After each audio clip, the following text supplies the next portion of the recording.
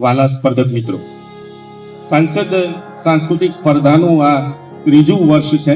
એના ખૂબ આનંદ થાય છે આપ સૌને કે પ્રથમ વર્ષે 1135 સ્પર્ધકો અને આવતીકાલે 1120 સ્પર્ધકો પોતાની કલાના કામણ પાથરશે. સોનાવાટ